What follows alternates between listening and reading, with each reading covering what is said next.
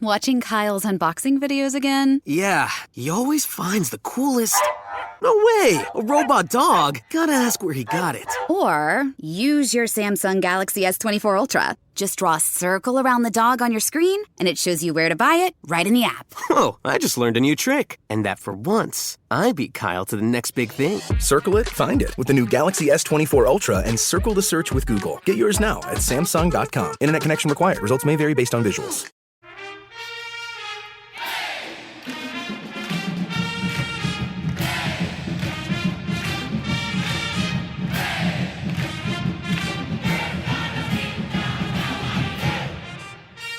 Hey there, Duke fans. Welcome to episode 327 of the Duke Basketball Report podcast.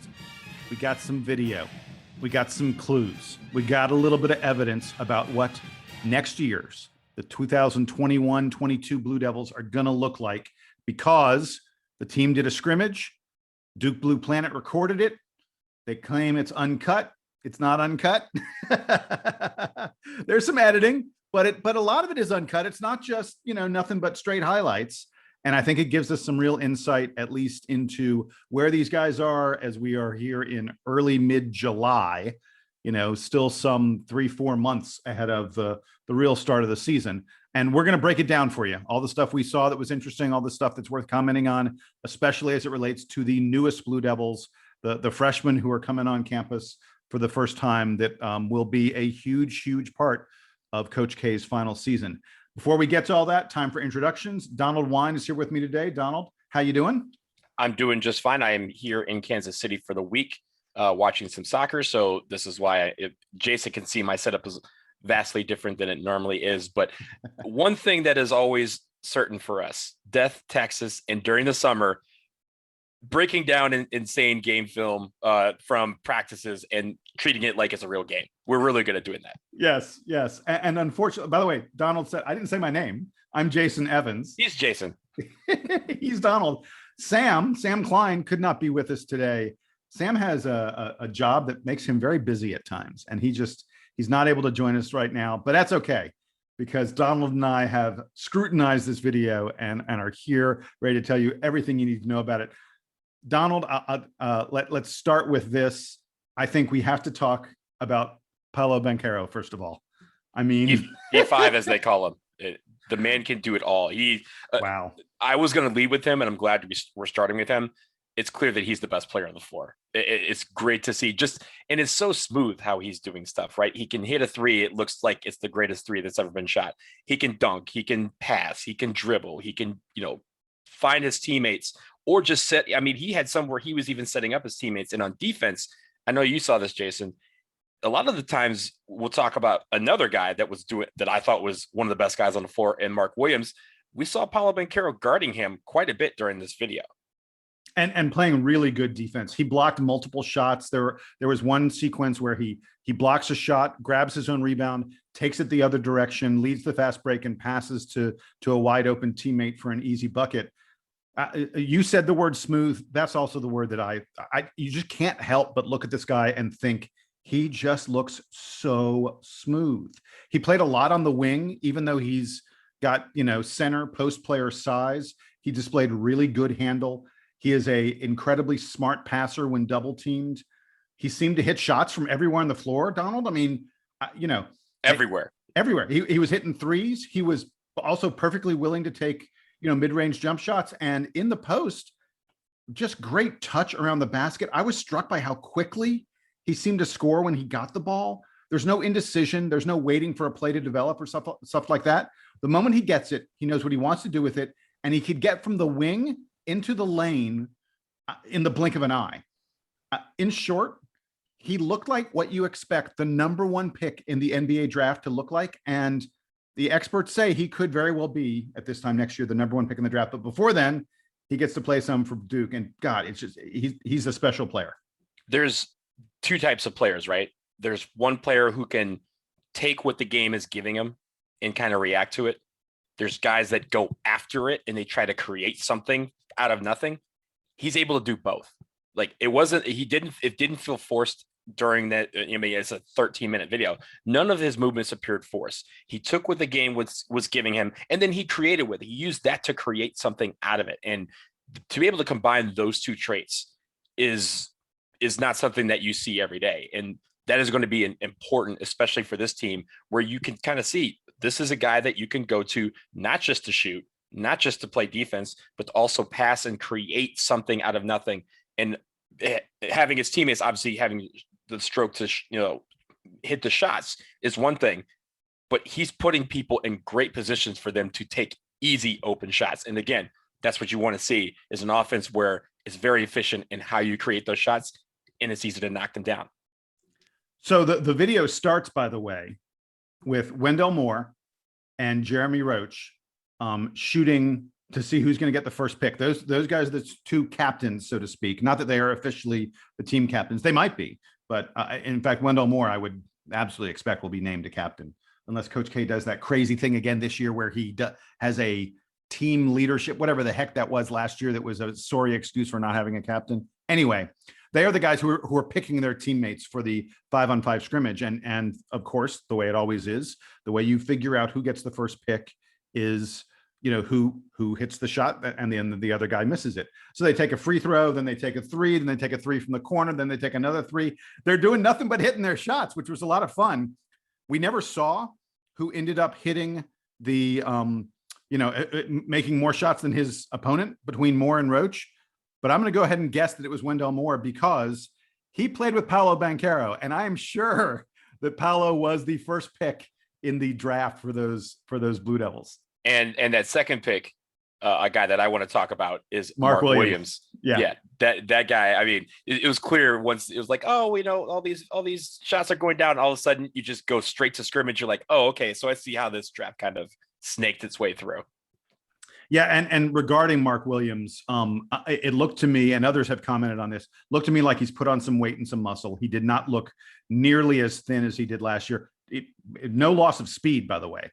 Still seems every bit as quick and bouncy and everything like that, but is clearly bulked up some, which is something that he needed to do. He seemed to me much more confident with the ball in his hands. He was willing to dribble. He was passing some. I'm not sure if he hit a three-pointer. He definitely hit a shot from far out on the wing. I'm calling it a three. I saw it. It looked like a three. So I'm calling it a three. Yeah, and he there was another play where he took about a 15 to 18 foot jumper. He missed it, but he was clearly very confident taking it. These are not the kind of shots he would have taken a year ago. Look, I don't want to go too crazy and get too excited about Mark Williams going outside. He needs to be in the lane. And he was drifting outside a good bit on this video. But if he can, perhaps draw opposing big men away from the basket a little bit, that could be valuable, could clear out space for Paolo. It was just good to see Mark Williams having more variety to his game, and yet still being that same imposing force in the middle. There are a number of times that guys threw lobs, and Mark Williams was finishing them every single time the way he did all of last year. Yeah, it was nice to see that. And again, I think going back to what you were saying about him kind of drifting out a little bit, I think that's important to have. He doesn't need to be the best at it, but he needs to be enough where it can keep defenses honest when he does go out of the paint. Because again, like you said, you want to draw that big man of the opposing team outside of the paint, so our guys have a lot of room to create inside. So the fact that he can not only finish inside, but also draw him out. We're not talking about the 3-point lane, but maybe to 10, 15 feet, that clears a guy out of the lane, or at least makes it where they are 2 steps away from being able to defend someone who's creating inside the paint instead of just one. And that's what you need, because that's going to, spread everything out and make defenses have so many holes that guys like Paolo Banchero, and we'll talk about a couple of the other guards, they'll be able to slice through that really easily. One of those guys is AJ Griffin, and that's what I want to talk about next. Yep. But before we get to him slicing through the middle, my man can defend. I saw there's one segment on this tape it's about 4 or 5 minutes in, where AJ Griffin is guarding Jeremy Roach on one possession, and literally on the next possession, he's guarding Paolo Banchero.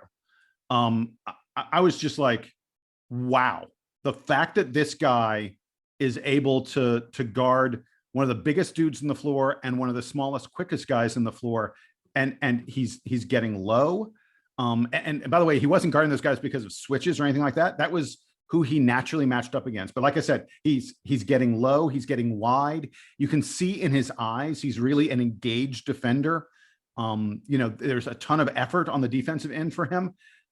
And man, he's just chiseled. He's the kind of guy where you just look at him and you're like, well, this dude is a problem. Yeah. Really nice shooting stroke, I thought, as well, both standing still, and he had a couple shots off the dribble, including a 3 that he took off the dribble that I thought looked really, really nice. Like you mentioned, showed an ability to take it to the hole. I mentioned the word that I saw that I felt from Banchero was smooth.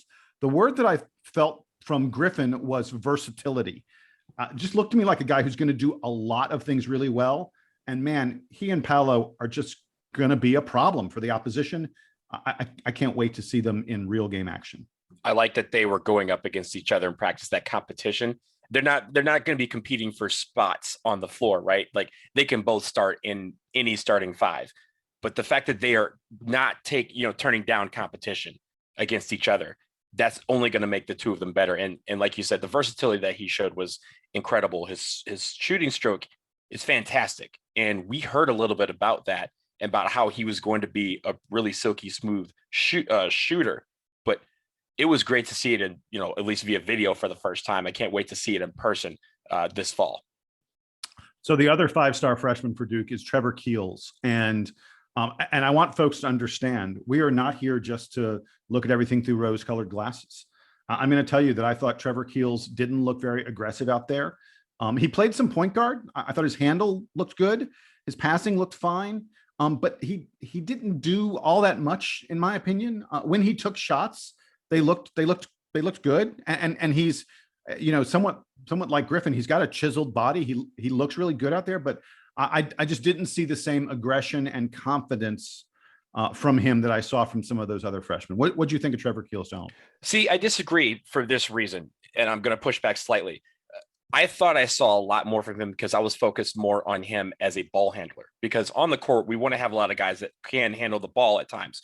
I know Jeremy Roach is going to be the point guard, at least for this group. You got Jalen Blakes, who's a point guard, but Trevor Keels is going to be called on to bring up the basketball too. And I thought he showed like size, and that's a different look that we have, because remember last year we had Jeremy Roach and DJ Stewart. Those were 2 guards. They're, more on the shorter end of point guards and shooting guards in college basketball.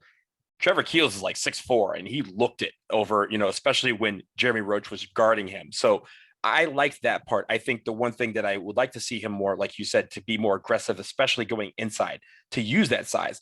I do think that part of that is related to the fact that he was going up for a couple of those layups, and there's a couple of times where Paolo Banchero's there. There's a couple of times where Big Mark Williams is there. Yeah, that's hard to do. So I get that he would struggle. Anyone would struggle inside the paint when you have guys like that there. But I think that's where I want to see him progress more this summer, that aggression, because with his size, he'll be able to do whatever he wants, especially if he can get inside the paint.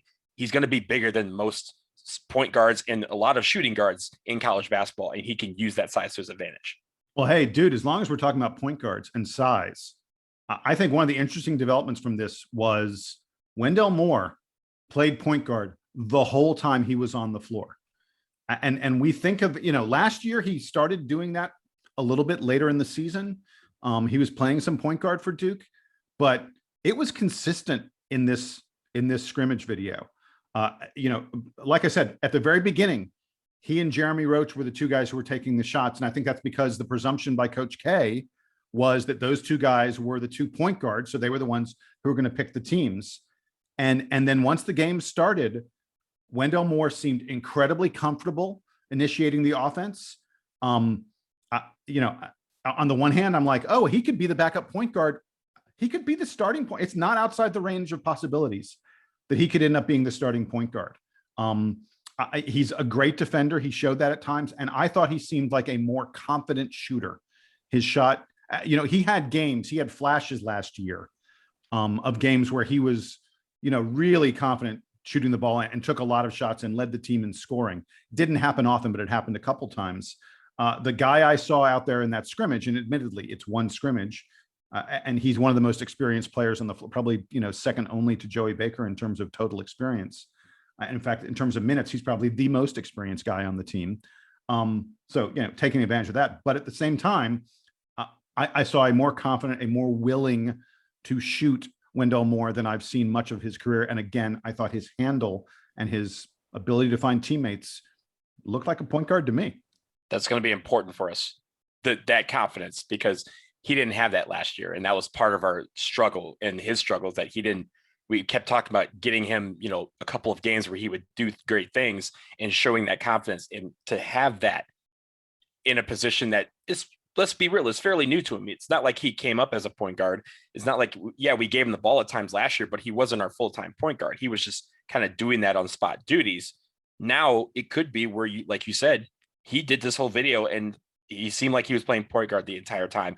I will say, with the confidence that I saw, that I want to see from him day in and day out, is towards the end of the video, he had a run where he's like, hey, we got 2 more baskets to win, or we got 3 more baskets to win. He grabs the ball, he passes it out. Guy makes a jumper. He's like, all right, guys, we got 2 more baskets. Then he steals the ball, or it gets tipped up in the air. He grabs it, runs down in transition, and instead of passing, he just drains the 3. And he goes, now we got 1 more basket to win. That's the confidence, and amen. Yeah. That's what I want to see from him. Like, the guy that's going to be out there willing his teammates on to saying, hey, we got to close, it's closeout time. Let's go get this. Let's go pay this rent, as they would say. And let's go out there and finish the game. That's the confidence I want to see from Wendell Moore. And we've been talking about him as a point guard. Let's talk about the other 2 point guards just for a moment. I'll start with Jeremy Roach, who's widely expected to be the starting point guard when the season begins. I'm not anointing anyone in any position yet, but again, taking off my rose-colored glasses, I thought Roach was somewhat underwhelming. He had some nice moments, but didn't really stand out all that much. Look, it's hard to tell if his shot has improved, very much. This is incredibly small sample size. It's edited video. I mean, we're looking at 1 5-on-5 scrimmage. But I didn't see anything that made me go, ooh, that's different from Jeremy Roach from what we saw last year. That's a little bit troubling, because he was very up and down. There were games where he was outstanding. There were games where he struggled tremendously. And Duke is hoping for more from him as a sophomore. Look, the best thing about freshmen is that some of them become sophomores, and Jeremy Roach is one of them, and a guy who is very highly regarded. So, you would expect him as a sophomore to be a pretty darn good player. And then I really wanted to mention about Jalen Blakes. I thought he looked really solid. We've seen video of him. He's got wide shoulders, but you could really see it on this video of this practice. This is a guy who physically belongs. He seemed like a very, very willing passer. Didn't see much offensively from him other than that passing, but looked like a good fundamental defender. I didn't see anything that said to me he's going to play a lot this season, but if he has patience, I think that this guy looks like someone who's going to be a very solid contributor and perhaps starter down the line for Duke, if not this year, in years in the future. Yeah, I agree. And I liked what I saw from him, but it wasn't, again, like you said, it wasn't something where you had to stop the tape and go, oh my goodness, this guy's a player. He's going to be able to grow into that. And he has the fundamentals down. Again, he knew how to get the ball into Mark Williams when he had opportunities to do so. He knew how to kind of work the ball around the perimeter when he had those opportunities. So he obviously has those things down, and it's just a matter of building on that every single day. When it comes to Jeremy Roach, I think his issue is, again, confidence in being able to take on bigger defenders, because a lot of the defenders that he's going to encounter are going to be bigger than him. And yes, he can use his quickness to get around them, but he's going to have to also try to shoot over them. That's where I saw some struggles, especially when he was kind of matched up against Wendell Moore. Wendell Moore kind of blocked a couple of shots for him, or at least altered them to the point where I want to see what he can do when someone is bigger than him, has a wide wingspan, how he can work his way around there to keep the offense flowing. So the only other thing I wanted to mention from this piece of videotape that we had of the 5-on-5 workout, it was shot just a few days ago, and we just got it released recently. I want to mention Joey Baker, because I didn't go back and count exactly. It's just sort of in my head, but I think I saw Joey hit 5 3-pointers during this scrimmage tape. We saw this last year. Joey just needs to start doing it in games, but his stroke, it's a thing of beauty, and his teammates were looking for him. It's a thing of beauty. It's great to see. I do want to also note there was a couple of things that I noticed. One, I heard the name Keithan Worthington quite a bit in this video. Like he had a couple of shots. Michael Savarino hit a couple of threes. You could see kind of, or at least had a couple of moments in this video. I don't know if you noticed this towards the tail end of the video, Jason. There's a guy on the team with the last name Hubbard. And I want to know who that guy is. He's one of the team managers. He's a manager. Okay, he's a manager. But I like that got in the scrimmage, though. He got in the scrimmage. I like that even he was involved in this. So that was really cool. I will note that I'm pretty sure that Theo John was not at this scrimmage. Correct. Yeah, what they said was Theo John was not there, the transfer from Marquette, because he had a class. He's taking summer school at Duke. He's in grad school, I believe. And grad school has a little more rigorous schedule at times. And they've already started for a lot of people out there. Like, of course, like undergrads won't start until probably the end of August. A lot of grad school programs will start towards the end of July. Sam, that'd be one where Sam would tell you more than anything that summer school is a thing in graduate school. Right. And so Theo John couldn't participate because of the grad school thing. But it was kind of funny. Duke Blue Planet released a quick little video of him. I think after they released this video, people were like, "Where's Theo? Where's Theo John?" And so they released a little video of him going, "Don't worry, I'm fine." Yeah, he's like, "I class. It'll go to class. Cool. Look, this is." He's like, "Look, this is my class. I'm gonna go." Hey, by the way, completely separate note, but Donald, I did want to make note of this. Talking about class, did you see that Duke set an all-time ACC record?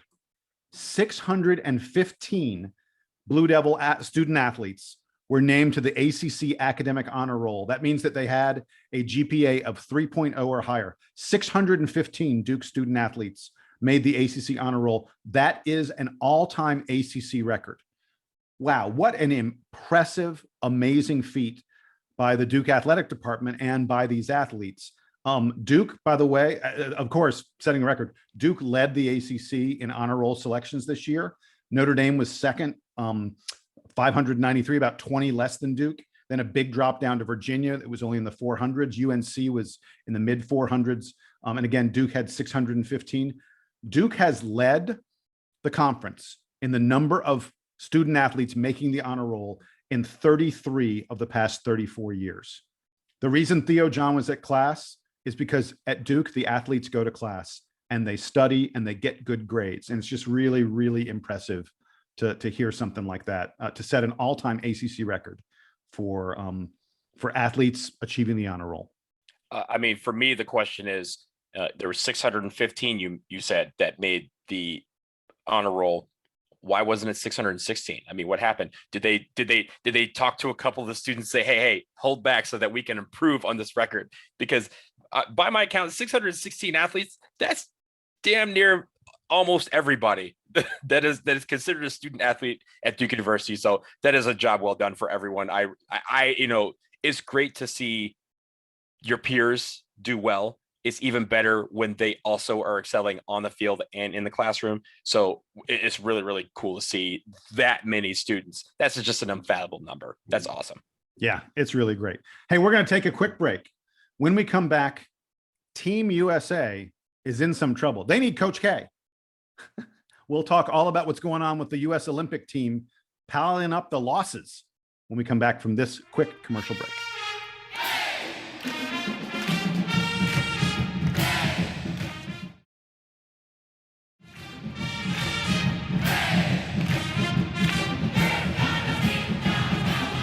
All right, so we're back, and we want to just quickly, this isn't a big Duke kind of thing, but it's a important basketball kind of thing. The Team USA, the American Olympic team, getting ready for the Olympic Games in just a couple weeks, had some scrimmages this week. Scrimmages did not go well. You probably heard about this. They played Nigeria. They lost to Nigeria. They then played Australia. They lost to Australia. That's right, back-to-back losses for Team USA. These are just exhibitions, but it's not like they weren't trying at all. They then turned around and they beat Argentina, a badly outmatched Argentina team. But this is very troubling. There are a lot of people who are now saying, this team led by Kevin Durant and Bradley Beal and Damian Lillard and Jason Tatum, people are saying this team probably is an underdog to win the gold medal now. They're no longer the favorites because of how they've looked in these first couple scrimmages. And boy, the number of people who are saying they need Coach K. Greg Popovich, the coach of the U.S. Olympic team, has lost 4 out of 5 games. If you go back to the FIBA World Cup, he lost 2 out of the last 3 games at the FIBA World Cup. He lost his first 2 exhibitions. He lost 4 out of 5 games. I think Coach K lost a grand total of like 2 games in his entire, like 1 game. It was 1 game. 1 game. One game in his 12 years or 16? 1 game. That was a semifinal in 2004 in the World Cup. Yeah. In the World Cup. And he tried to, as we learned at the press conference, he tried to resign right then and there, and they wouldn't let him do it.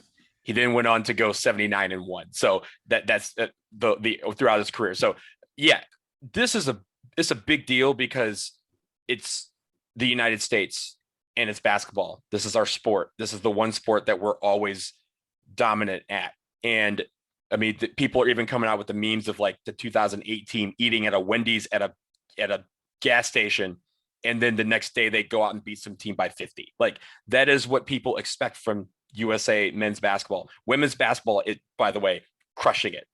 Don't need to worry about them. They will be fine. But when it comes to this, a lot of the teams, I mean, Nigeria has Big Ja Okafor on there, also has Michael Benajay on Nigeria. So and a bunch of other NBA guys. I mean, like one of the things that, as you watch these games, one of the things that should occur to you is it's not the USA playing a bunch of nobodies. We played nobodies when we played Argentina. I looked at that Argentina roster. I was like, I don't recognize any of these names, but like Luis Scola, I think is like 40 years old. Still exactly. Right. But when we played Australia, they got Patty Mills, they got Joe Ingles, they got Matisse Thybulle. I mean, that dude, by the way, second team all NBA defender. He's one of the best perimeter defenders in the NBA, plays for Australia.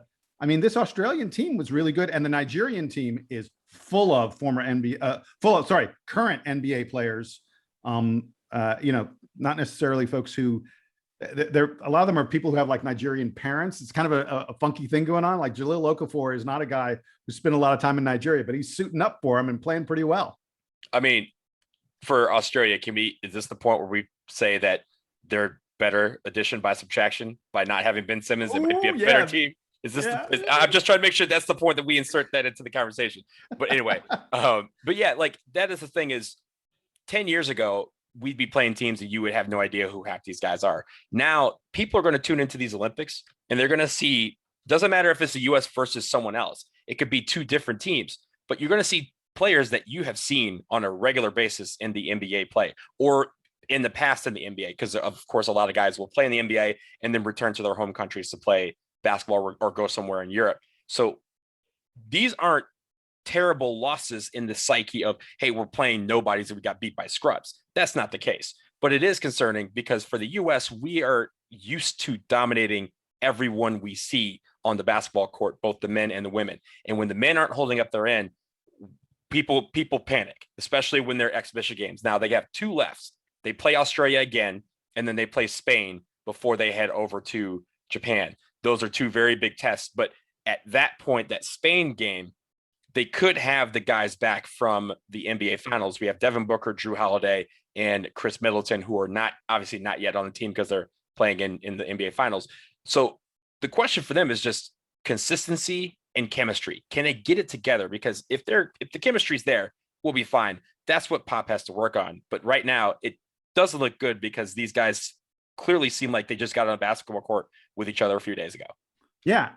I mean, the thing that I noticed, I haven't watched a lot of these games, but the bits that I've watched, the ball movement, I know where my teammate is without even thinking about it. That kind of thing is not there yet for them. And that it takes time to put that together. And a lot of these international teams, just because they played together for longer, they have that advantage. And it's a really tough, it's one thing when your talent is overwhelmingly better.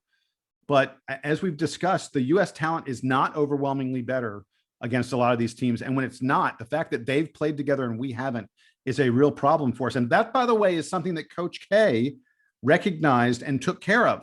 He said to these players, these NBA superstars, you're making a commitment to me. You're going to play for multiple years. We're going to practice during the summer. You guys are going to get to know each other. And as a result, they were kicking butt in the Olympics when the time came. And now we're seeing the impact of not having that system in place. The one analogy I want to bring into this is soccer. Of course, I'm a soccer guy. When it comes to the World Cup, that's not the first time that the U.S. men's national team or the U.S. women's national team has played together. They have friendlies, they have competitions year round, and they play consistently. It's built into the schedule. It's built into the schedule. It's built into the professional schedule. Correct. Teams take a break so that players can play for their national team. Correct. And with basketball, we don't have that. It's only during the summer. They obviously are not breaking during the NBA season to go play US versus Canada or US versus Mexico or something like that. They only have the summer. And so this right here, the first couple of games, it felt like an all-star game type of feel where, yes, you have some of the best players on the court, but they have not played together. They have been in the locker room with each other for a couple of days, and they were playing like it was the NBA all-star game, which is very exciting, but it's not team basketball. It is a bunch of just, pass the ball around and trying to get that feel. For them, what Coach K did was he took 12 individuals and turned them into a team, 12 megastars and turned them into a team. Yep. That's what Greg Popovich has to do. And really, we don't have a lot of time to do it because, like you said, they haven't been doing this the last couple of summers. They've only got these last couple of weeks, and they have to get it together quickly. And that is what it is. Time is running up against them. And these teams aren't taking the day off because the Team USA just got together. They're not going to roll over and say, oh, yeah, we'll make this a nice little practice, cardio exercise. They're coming out to win. They're coming out to beat us because everyone knows beating the United States is a big deal. That's what these guys need to recognize very quickly. And, it's become abundantly clear to me, even though everyone wants the big superstars to be on the team, what USA Basketball should have done is a year ago, heck, 2 years ago, for the World Championships, they should have said, okay, let's find 12 guys, 15 guys, something like that, have a couple maybe in reserve. It doesn't even matter if they are the 12 or 15 best players in the NBA. If we've got to go down to guys who are only top 20, top 25 or so, but we're putting them together as a team. They're going to start playing now, and they're going to play together for a couple of years. That would, if you did that, we'd be winning these games with ease. It wouldn't even be a competition. But because, like you say, because we're doing this kind of all-star game, kind of throw them together at the last minute, it's a big problem. And by the way, I want folks to look out for one other thing. If you didn't get a chance to see these games, the USA is getting killed on the boards. That is not something we've seen in the past from USA basketball teams.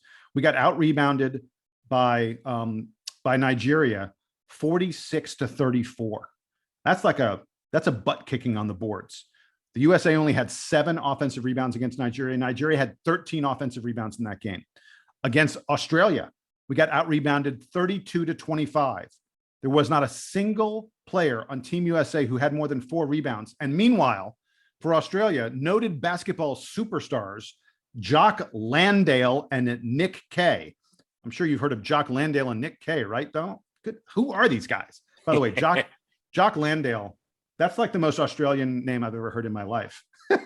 Is it Jocque or is it? No, it's Jock. It's Jock. Oh, Jock, like a jock strap. Okay, yeah, cool. Yeah.